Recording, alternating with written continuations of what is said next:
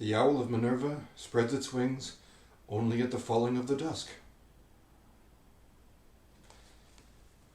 Colleagues, philosophers, friends, dusk has fallen. It's time to get to work.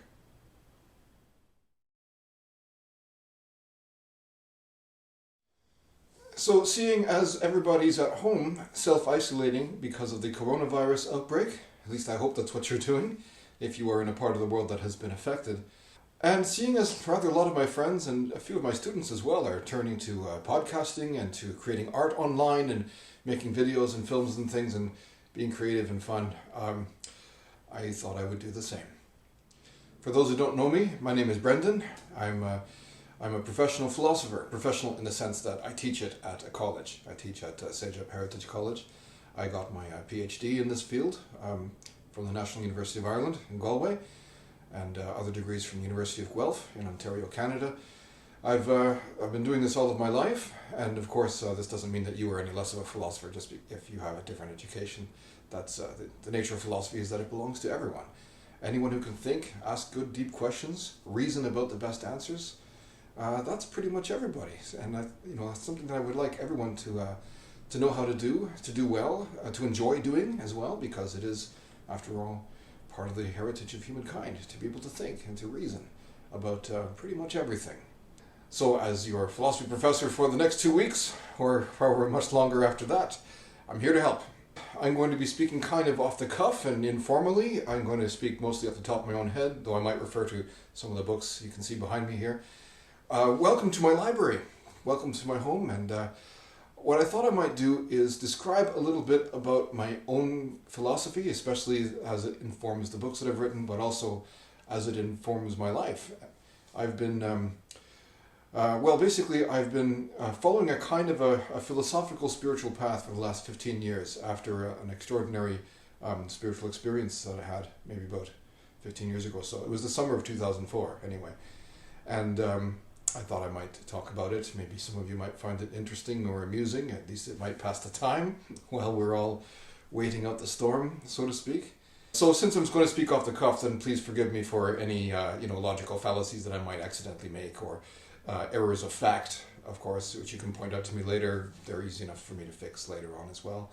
You might have noticed that kind of dire and dark little opening that I gave with the quote from Hegel. Well, see, the thing is, it's not just the coronavirus that is causing dusk to fall, as it were. We've also got a climate crisis in progress. That was the topic of my doctoral thesis. That was the topic of most of my teens and 20s as well, for that matter. So a little bit of environmental activism. So it's a problem that's very near and dear to my heart. We also have the rise of fascism in so many developed countries all over the world. I'm not going to name any names in case anybody's listening, but I suppose you all know what I mean. And some profound denial of these kinds of problems as well in our media, in our government, and in large corporations. Profound differences and distance between the rich and the poor, with all of the kind of problems that creates in income inequality, wealth inequality. We're in trouble. Now, we've been in trouble like this before in human history many times, and we sort of squeezed through it, but often we've squeezed through it at the cost of enormous amounts of very preventable, very unnecessary suffering. I'm confident that we as a human race will squeeze through this one as well, but I would like for us to squeeze through rather with more of us still here, if you know what I mean. And not merely to survive, but also to flourish and to grow and to become the very best kind of people we can be, and to live a most flourishing, most enlightened, most edifying kind of life, the most worthwhile, meaningful life. In my mind, merely surviving is not by itself a worthy enough goal. We should also want to live well, individually and together. So part of what I would like to describe today has to do with that. It has to do with this kind of long 15-year experiment I've been conducting on my own life as I try to grasp the meaning, the implications, and indeed the consequences of what it was that I saw 15 years ago. And I hope that maybe it might be helpful for some of you. I hope to begin a kind of conversation, maybe have a community around it if people are interested enough. And all right, so let's begin.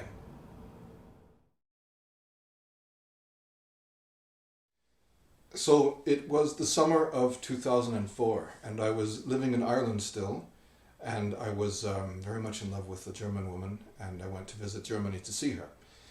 And she lived in the Vogelsberg region of Hesse. And I was there for a total of 3 weeks across 2 visits in 2004, and they left a very profound impression on my life, not only because of the culture and the language, and I was in love, but the landscape too, I really miss that landscape to this day. And the short version is that my partner at the time and I were climbing some of the hills in the Vogelsberg region. We found a place that was a lovely little grassy field in the midst of the forest that was there along one of the hiking trails, and we were able to have a nice little picnic in this field, and we saw some storm clouds going by in the distance, and at one point one of those storms turned and came to us. So we were completely drenched.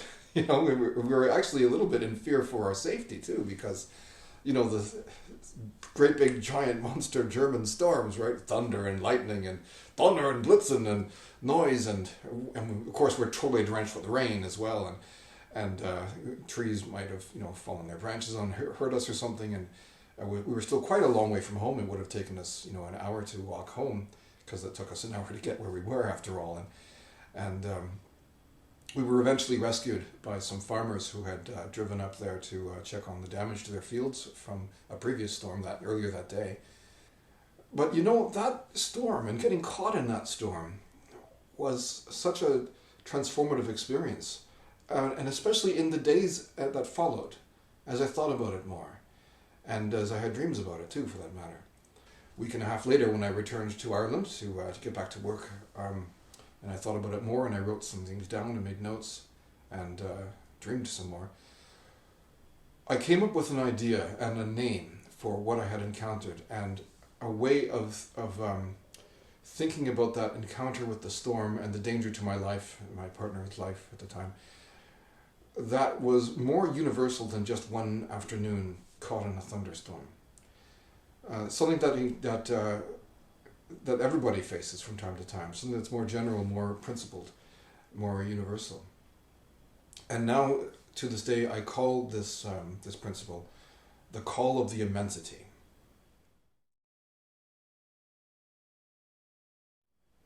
So this word immensity has turned out to have great significance for me. I got the idea of using this word, first of all, from one of the books by Lady Gregory, a book called Gods and Fighting Men, a book about Irish mythology. There's a marvelous preface written by the poet W.B. Yeats. They were friends together, these two, and I'll read it for you right now. When we have drunk the cold cup of the moon's intoxication, we thirst for something beyond ourselves, and the mind flows outward to a natural immensity. But if we have drunk from the hot cup of the sun, our own fullness awakens. We desire little, for wherever we go, our heart goes too. And if any ask what music is the sweetest, we can but answer, as Finn answered, what happens? So the storm that we encountered that day was a natural immensity. It was a great force of nature, the wind and the storm and the clouds and the lightning and the noise and the trees going back and forth and branches falling but it was also, as you saw in the little brief reading from Yeats's preface, that storm was also the music of what happens. However dangerous it was, however I was under threat at the time, it is still part of the music of what happens. And so I began to think about not only the earth and storms and other natural disasters or potential disasters like that in this kind of sublime way. Using the word sublime, by the way, in the sense of a great natural danger, let's say a glacier collapsing, or a tornado, or a tidal wave, but viewed from a position of safety. Now, that particular afternoon, we were not in a position of safety. But nevertheless, it got me thinking too that even though I was, in a little bit of danger that day, it was still part of the music of what happens. Where previously I had enjoyed visiting, the medieval precincts of cities like Marburg and Alsfeld, and indeed the village that where my partner lived at the time. and exploring the Vogelsberg fields and forests and hills surrounding, on beautiful, bright, sunny days in high summer. That too was an immensity, the beauty that surrounded me, but so was the danger, an immensity as well. Now, how to respond to that became the key question. It seems to me that, you could panic, you could cower in fear, you could find a place to hide. We did that for a little bit. We tried to find some kind of place of shelter out of the wind anyway. That didn't work. There wasn't much, places around that particular spot for that. Or you could stand up and you could, face it and try to see it for what it really is and try to understand it. And even in some way to kind of dance with it. And out of the dancing might emerge some new way of thinking, some new way of living. So I'm also thinking of something very Aristotelian, something having to do with Aristotle's doctrine of the mean. There are ways to respond poorly by shirking from it, by cowering, by becoming bereft in spirit, emptying yourself and just letting the world kind of, bulldoze over you. There's another way to respond poorly, which is to try to fight against that which fundamentally cannot be fought, because it is an immensity, because it is so much larger than you personally, individually, because it is always going to be greater than any one person's ability to understand or to control. So somewhere between those two extremes, there's a middle path. This is very Buddhist as well, I suppose, in addition to Aristotelian. Somewhere between these two, there's a middle path, To take an immensity that confronts you and to take it seriously, to try to know it as best as you're able, in order to respond, but not only to respond as such, but to respond well. To respond in a manner that brings out the best in you. To respond in a manner that produces for you the possibility of a good and beautiful life. So now, what do I mean by the immensity in principle, in general? What is the proposition here? The immensity is, first of all, an experience in life, an encounter in human life, which is in some way inevitable. Right? There's no real escaping it. There's no avoiding it, not for very long anyway. Sometimes you can, put it off a little bit, but there's just no way to entirely avoid or to escape a confrontation or an encounter with the immensity. Maybe the word encounter is better because it doesn't have to be an aggressive encounter. It doesn't have to be, a source of fear. But sometimes it can be, I suppose. It certainly is, and often is, a source of strangeness, a source of unknownness, if that's a word. Well, it is now. There you have it. The immensity is an experience, an encounter, an occasion in life where you face something that you kind of have to face. That the nature of human life, the nature of the human condition is such that you must face these things. These are not exactly obstacles to freedom, but they certainly are occasions when our freedom is called into question, or occasions when our freedom is shown to have natural limitations. Under some circumstances, they may be, they may look like they are overcomable, but then, of course, if you overcome such an obstacle to freedom, a different immensity, the next one in line, will come and face you. So that's one quality of the immensity, that it has a kind of inevitability to it. When I describe the examples, that might be more clear to you. Another quality of the immensity is greatness, the sense that they stand over you, above you, that they are more powerful than you. And that's the sense of obstacle that sometimes people will feel in relation to their own freedom and their plans for life. That the immensity is great, that it is powerful, that it is strong, always stronger than you personally anyway, always stronger than you as an individual. And therefore people sometimes do feel a bit of dread, a bit of fear, or a little bit of, at a loss, or a sense of smallness, a sense of insignificance, perhaps, to a greater or lesser degree. This can be on a kind of spectrum. It doesn't have to be all or nothing. Timelessness as well, and I say timelessness because the encounter with the immensity might make you feel as if you are encountering something that has always existed since, the beginning of time, or since time didn't have a beginning. It has just always existed and always will. It's also the kind of occasion that demands a response. It seems to, like something about the experience will make you feel as if you're called to do something. You're called to make a choice, especially the kind of irreversible choice that carries the story of your life off in a new direction that no going back from, let's say. A direction where once you have committed yourself to that decision, it is an irreversible decision, that there's no way to turn the clock back anymore and to pretend that you didn't decide so. The kind of decisions that will configure the story of your life from then on, such that should you choose differently, you create a different story for yourself and in effect become, to some small extent, a different person than you would have otherwise been from that point forward. So these are some of the basic properties, or I guess, or qualities of the encounter of the immensity. They're experiences or events in the world that are in some way inevitable, their greatness, their timelessness, and their sense of demand for response.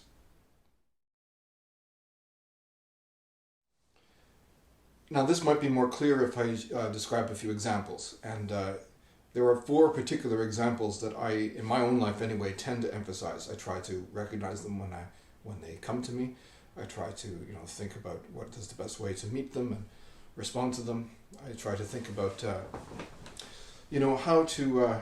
how to dance with them if I can, in a way that will produce for me and for others involved opportunities for just a little bit more flourishing in life, just a little bit more of meaning in life, just a little bit more sense of the goodness and the beauty in life, not only for me, but also for others too who might be involved. So these examples, I hope, will be helpful explaining what I mean, because everything I've said so far is kind of theoretical. I apologize for that, but I'm a philosopher. Theoretical is what we do. There, you've been warned. So the first such immensity is the Earth. The Earth, our planet that we live on. And I also mean by this our sense of embodied corporeality, our sense of belonging to a body, a physical presence, occupying space in the world. But particularly the Earth, partly because the idea came to me in the first place when I was, trying to escape a thunderstorm, right? But also because the Earth is always going to be larger than any one person can ever grasp on their own. The Earth is, it's just so huge and so wonderful. There's mountains, there's deserts, there's oceans, there's, glaciers, there's, the majority of my country, Canada, is covered in a taiga, a boreal forest. And it's kind of difficult for me to imagine how big that is. I visited the boreal forest, but only once. It was a long time ago. And I remember having this strong feeling then of standing on the edge of reality. It's an astonishing experience to see the immensity of the Earth and to know that I was just one very small, very insignificant little creature, kind of crawling across its surface. That however much I might think my life is meaningful and important, there's always going to be some larger scale at which my life becomes much less significant, much less important, much less meaningful, I suppose. And this is not a comforting thought for most people. It's a thing we tend to try not to think about, as a matter of fact. I think most people really prefer to live in their own worlds in order to not have to face the fact that we live on an enormously humongous planet. And this planet is flying through space, and space is full of more planets and stars. And every star in the that you can see with your eyes, every star that has been mapped by astronomers probably has at least one planet. I didn't know that back then, but we now estimate that probably every star in our galaxy has planets. And then on top of that, there's galaxies, and there's nebula, and there's dark matter, and we don't even know what that is yet. It's kind of amazing. And whole clusters of galaxies and great attractors, and it's humbling. It's kind of saddening. In fact, it can inspire melancholia to think of yourself in the context of the whole of our planet Earth and indeed the whole of our cosmos. But I think it's important to do so once in a while. I think it's important to know where we really fit in the universe, how deeply small we are. And yet at the same time, having said all that, we have minds. We have hearts, we have feelings, we have thoughts. We can reason about all of these things. We can know them, at least in some way. That I've been talking about it just now, using language to describe that which is fundamentally, perhaps, at least, ungraspable by language. Not that we cannot speak of it, because I just did, you saw me, right? But however much you speak about it, there is always more to say. That is part of the greatness, the ungraspability of the immensity. That we can see it, we can go to it, but however much of it we see, there is always more to see. Climb a mountain, what do you see on the other side? Another mountain.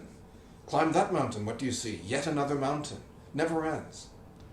So whatever I may have had to say about the greatness and the beauty of Earth just now, and however much I hope that you agree and can experience it yourselves as well, you too will experience something about it that perhaps I haven't yet.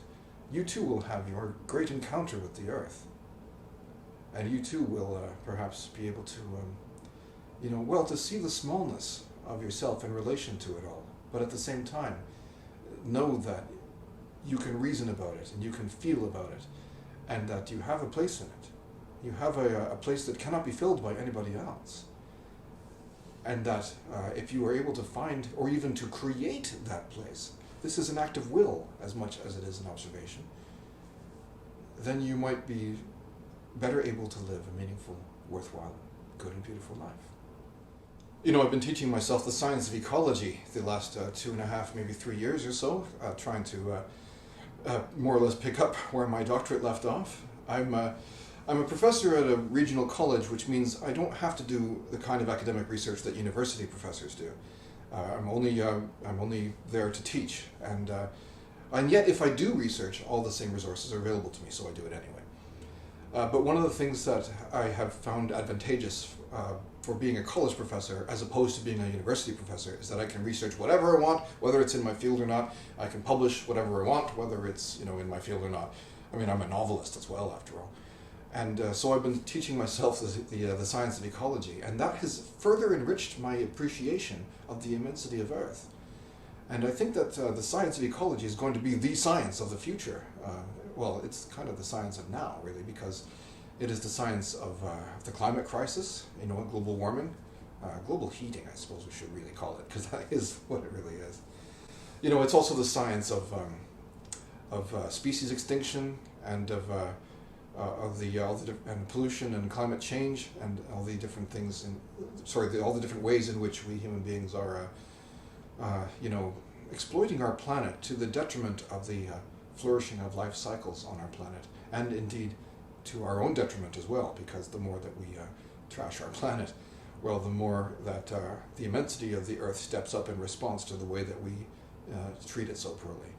For example, by producing more storms because we've been heating it up with more greenhouse gases, or by as biodiversity declines, as monocropping is done all over the world, or as forests and jungles are destroyed to make way for chemical-intensive farming.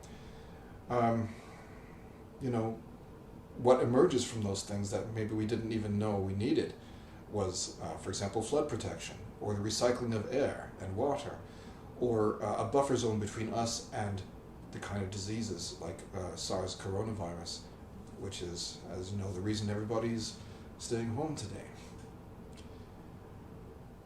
There are better ways to face the Earth, and we have to find them. We can find them. We already know how to do it. It's just a matter of the political will, and also a matter of public education, because people have to know. So I'm also worried about how information moves in our society, about media, and about education, and the rise of fake news, disinformation, propaganda, these things. So if you're able, and of course when the coronavirus lockdown is finished, go out there into the world, find your forests, find your fields, find your coastlines, get to know your local wildlife, get to know your local stones, get to know your trees. Because, they're an immensity, and you'll be able to enjoy exploring them the whole of your life.